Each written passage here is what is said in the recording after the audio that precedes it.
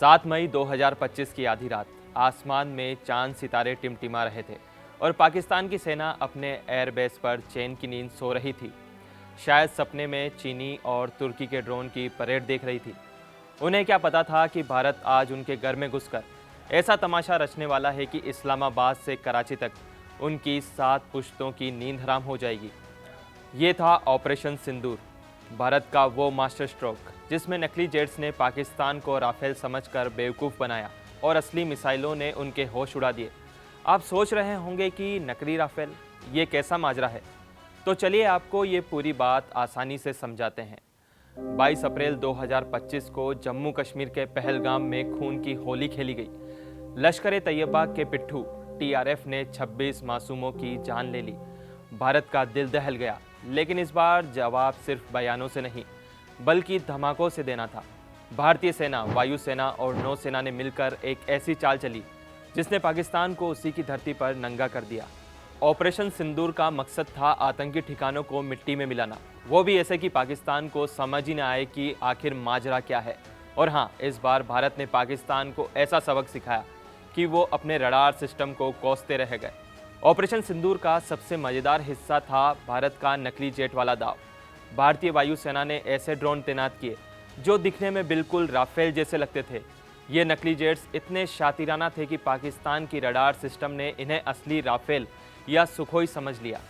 इस्लामाबाद में बैठे जनरल, जो शायद उस वक्त अपनी चीनी HQ-98B मिसाइल की शेखी बगा रहे थे, उन्होंने फ़ौरन अपनी हवाई रक्षा प्रणाली को जगा दिया।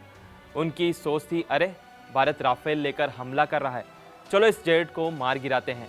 पाकिस्तान की सेना तो इतनी बौखला गई कि उन्होंने अपने सारे रडार, मिसाइल लॉन्चर और डिफेंस सिस्टम को एक्टिवेट कर दिया, ये सोचकर कि भारत के राफेल को आसमान के नीचे लाएंगे। लेकिन ये क्या, ये तो भारत का जाल था। जैसे ही पाकिस्तान ने अपने सारे डिफेंस सिस्टम चालू किए, उसकी सारी खुफिया कारीगरी, रडार लोकेशन, मिसाइल बेस और कमांड सेंटर भारत के सामने खुली किताब बन गए।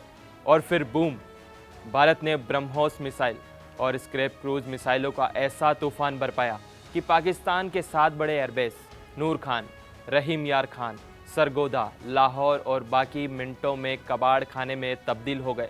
ब्रह्मोस, जो ध्वनि की गति से 3 गुना तेज चलती है, उसने किराना हिल्स तक को हिलाकर रख दिया, जहां पाकिस्तान के परमाणु हथियार होने की खुसर फुसर थी। इन हमलों के बाद पाकिस्तान की हालत ऐसी हो गई थी जैसे कोई बच्चा अपने मेले में अपनी अम्मी को खो देता है।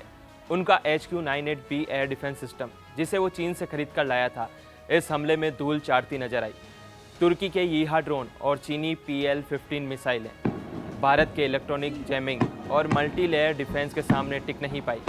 पाकिस्तान को लगा कि वो राफेल से लड़ेगा, लेकिन भारत ने तो उसके सपनों को ही उड़ा दिया।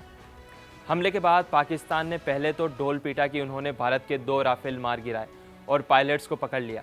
लेकिन जब भारत ने सैटेलाइट तस्वीरें और सबूत दुनिया के सामने रखे, तो पाकिस्तान को अपनी जुबान निगलनी पड़ी।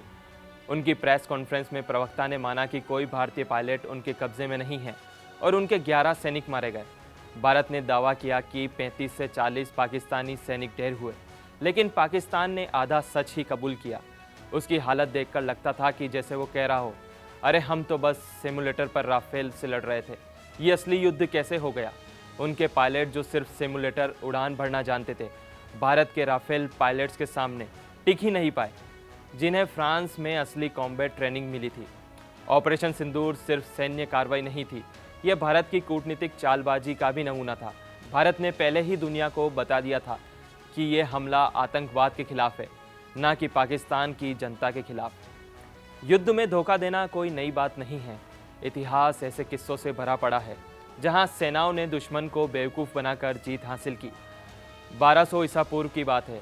ग्रीक साम्राज्य ने ट्रॉय शहर को जीतने के लिए एक विशाल लकड़ी का घोड़ा बनाया और उसे ट्रॉय के करीब रख दिया।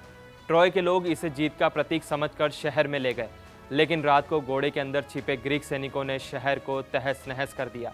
पाकिस्तान की तरह ट्रॉय वालों को भी अपनी रडार सिस्टम पर भरोसा था, लेकिन धोखा खा गए। फिर 1943 में द्वितीय विश्व युद्ध के दौरान ब्रिटिश सेना ने ऑपरेशन मिसमिट चलाया। उन्होंने एक लाश को जासूस के रूप में तैयार किया और उसके पास नकली दस्तावेज रखे जो ये दिखाते थे कि मित्र राष्ट्र सिसिली की बजाय ग्रीस पर हमला करेंगे। जर्मन सैनिक लाश के पास से दस्तावेज ले गए ये दस्तावेज वो अपने तानाशाह बॉस हिटलर के पास ले गए और हिटलर ने अपनी सेना को ग्रीस भेज दिया और नतीजा, मित्र राष्ट्रों ने सिसिली पर आसानी से कब्जा कर लिया।